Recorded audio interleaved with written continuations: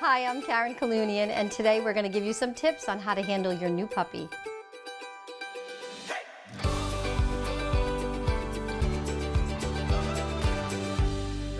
Welcome into another episode of Animal Talk. I'm your host, Karen Kalunian. Today I'm here with Dr. Elias from the Cranston Animal Hospital.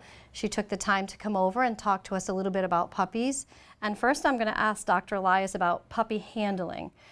So many people think you can just take a puppy home and let it jump from your arms and it's going to spring off the ground, or you just can grab it anywhere on its body, which is not the case because they're still developing. So Doc, what can you tell us the best way to sort of handle and hold? I see the football hold. We always tell people the football hold is key when it comes to a puppy. You want to make them feel secure with their kind of their butt, kind of their elbow, in your elbow, and then your hand under their chest, and then you want to make sure that if you're going to put them on the ground, you kind of squat down to let them. They'll try to jump, but they can fracture a leg or hit their head if they're dropped. And I noticed that you have your fingers here because puppies tend to want to leap forward, and at least if you have this portion of your hand up under their chest bone, it makes it so that they can't really push forward. I mean, especially at this small size. As they start to grow, they get a little stronger. So. Yeah, and we recommend that, like, people with smaller children, just if they're going to pet the puppy, just do it on the floor, because it's always a tragedy if someone accidentally drops the puppy. I know. So, and then just handling the puppy, you want them to get used to you touching them like we would do for an exam. So, you just want to mess, while you're hanging out on the couch or something, you want to mess with their ears, kind of look at their teeth. At some point, we start recommending brushing their teeth, so it's not wrong to kind of put your fingers in their mouth so they get used to that. And then another big thing is you want to touch their digits, because this is what we do to trim their nails. And most dogs, they get really big and they hate to have their nails trimmed, and it becomes a circus. So you just, like I always tell the clients, this little piggy went to the market this other, just hold it, just like we do with the kids, right?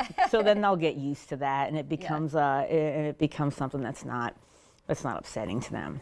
And as far as puppy health, because I know people always wonder, what do we do with a puppy as soon as we get it, if it's specifically if it's not already been vaccinated, and at what age do you start doing vaccinations?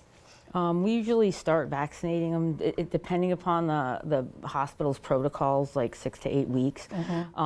So if you get a puppy that hasn't seen a vet, then you should make an appointment with a vet to get the puppy checked out. Absolutely. Because most puppies, they have intestinal parasites that are transmitted to them from their mother. So all puppies need to be dewormed. And then we start their vaccination series. And the other thing that we do is start them on heartworm and flea and tick preventative. All key to keeping them happy, healthy, and safe.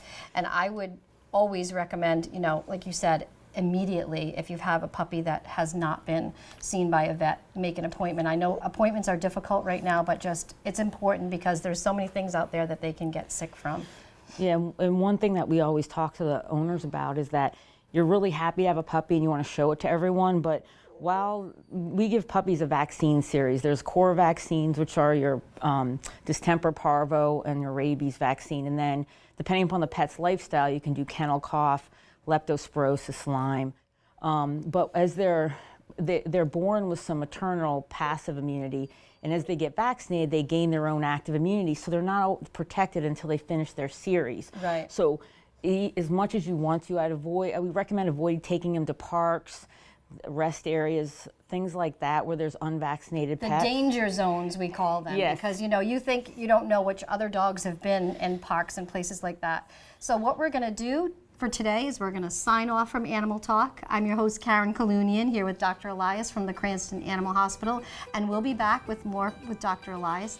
To watch more videos like this, visit ripbs.org/animaltalk.